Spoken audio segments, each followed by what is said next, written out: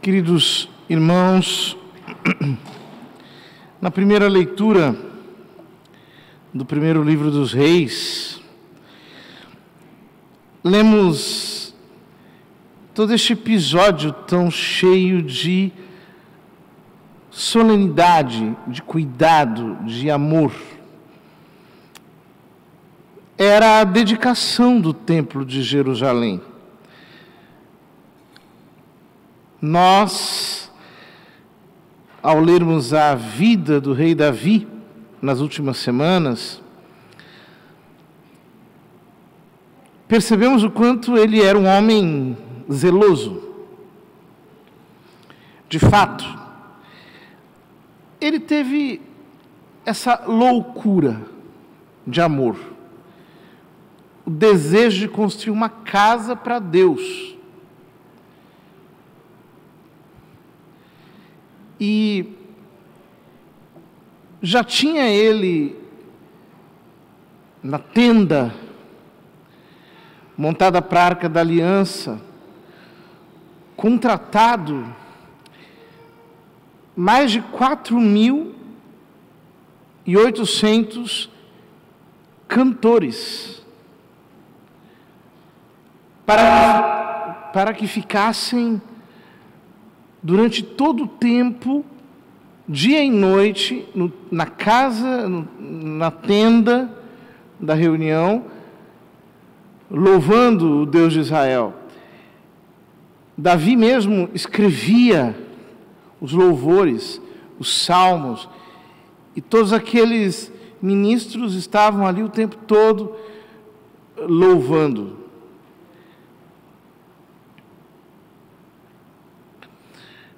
Mas ele não se contentou apenas com isso.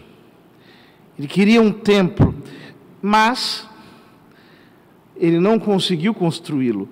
E a razão teológica que a Escritura atribui para a impossibilidade de Davi construir o templo é o fato de que ele matou muita gente, como guerreiro, derramou muito sangue. Então Deus diz: olha, você não. O seu filho vai me construir uma casa. E Davi morre tendo recolhido de Israel praticamente todo o tesouro do povo, em ouro, em pedras preciosas, em metais, em madeira, e deixa tudo isso para Salomão. Salomão, então, constrói esse templo. E o trecho que nós lemos hoje fala da dedicação. Ou seja, do momento em que a arca sai da tenda de Davi, da cabana, e vai ao templo.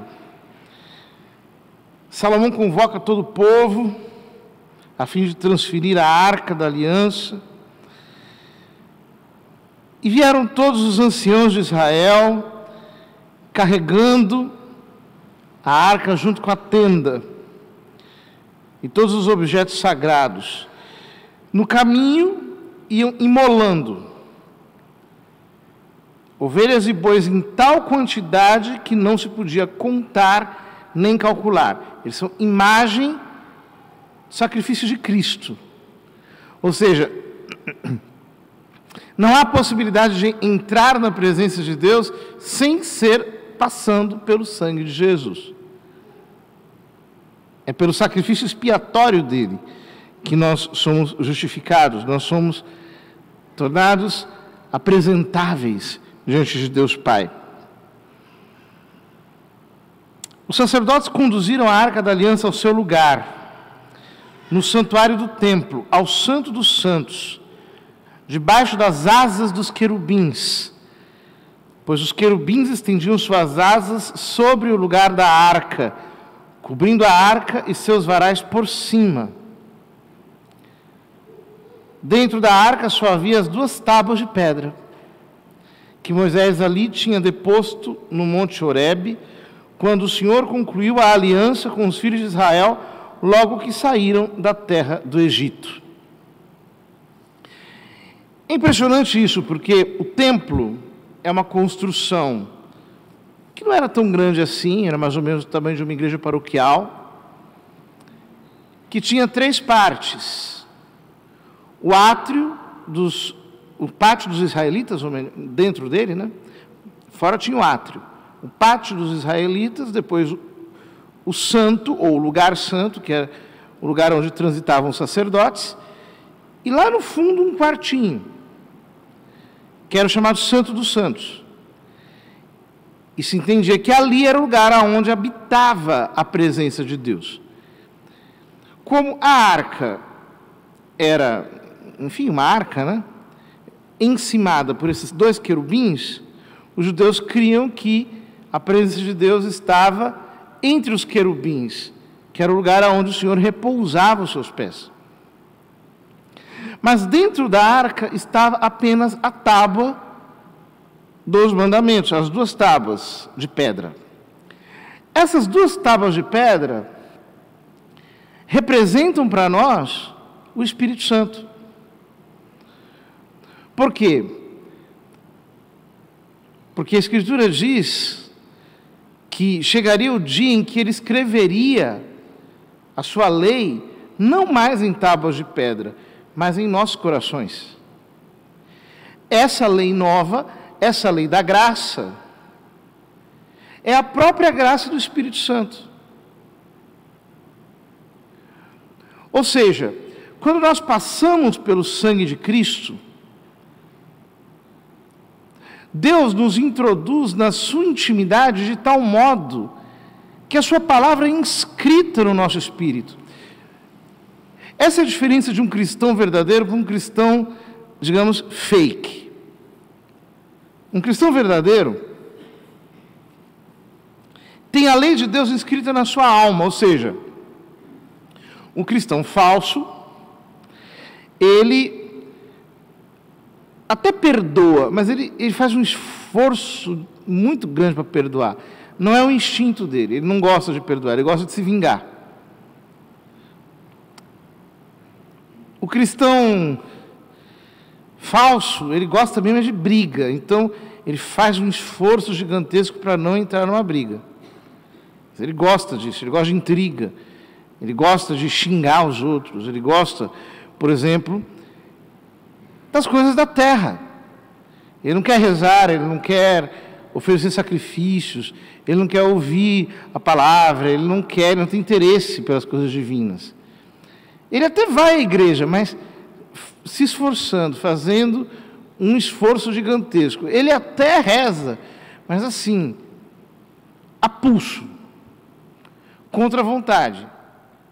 Isso é um cristão falso. Um cristão, digamos assim, que ele é cristão porque foi batizado, mas ele ainda está no Velho Testamento. Ele ainda vive segundo a lei. A lei não está dentro dele. A lei está fora. Então, ele faz aquilo que se impõe a ele do lado de fora. O cristão verdadeiro, não. Ele não consegue não perdoar. Se ele está com mágoa, ele fica incomodado, ele fica aborrecido, ele tem que perdoar. Se ele comete um pecado, ele tem que confessar, ele tem que pedir perdão a Deus, ele tem que buscar a Deus de alguma maneira.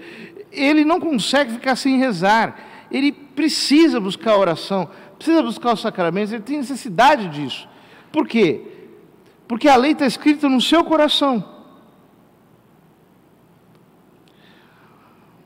Ora, quando os sacerdotes deixaram o santuário, uma nuvem encheu o templo do Senhor, de modo que os sacerdotes não puderam continuar as funções, porque a glória do Senhor, aqui a palavra Shekinah, tinha enchido o templo do Senhor. Então Salomão disse: o Senhor disse que habitaria numa nuvem, e eu edifiquei uma casa para a tua morada, um templo onde vivas para sempre. No trecho que é paralelo do livro de Crônicas, a mesma história contada em 1ª e 2ª Reis, é a história contada em 1ª e 2ª Crônicas do ponto de vista sacerdotal, porque os 2 livros de Crônicas foram escritos pelos sacerdotes, ou pela tradição sacerdotal do Templo de Jerusalém, numa perspectiva um pouco mais favorável ao reino de Judá, que era onde estava o templo. E ali, no trecho paralelo, eles dizem que a nuvem da glória, da Shekinah de Deus, desceu no templo e os sacerdotes não puderam ficar em pé. Tamanha a glória que caiu sobre aquele lugar. Ou seja, Deus, Ele não quer apenas que nós passemos pelo caminho novo e vivo, aberto pelo sangue de Jesus, mediante a profissão da nossa fé. Tampouco Ele quer que nós apenas tenhamos a lei nova impressa em nossos corações pela caridade. Ele quer que nós cheguemos verdadeiramente à contemplação. Ou seja, que nós tenhamos tamanha intimidade com Ele, que nós possamos desfrutar da Sua presença num olhar simples, cheio de amor, em que, por assim dizer, o nosso eu desfalece nos braços dEle, na contemplação da Sua glória. Tudo isso está aqui representado. O caminho pelo qual Deus nos quer conduzir a fim de nós chegarmos à união verdadeira com Ele. Peçamos ao Senhor que não sejamos superficiais, mas que tenhamos uma verdadeira vida espiritual, para que assim nós possamos cumprir aquilo que diz São Paulo aos Coríntios: não sabeis que sois o templo de Deus e que o Espírito de Deus habita em vós? Ou seja, no Novo Testamento, Deus mudou de endereço. Ele não mora mais no templo de Jerusalém. Agora Ele mora na alma de cada cristão que nasceu de novo, de todos aqueles que estão em graça. E se nós vivermos assim, em união com Ele, crescendo cada dia mais na intimidade com Ele, também nós poderemos entrar no mistério da Sua glória e ficarmos completamente extasiados diante da beleza da Sua santidade.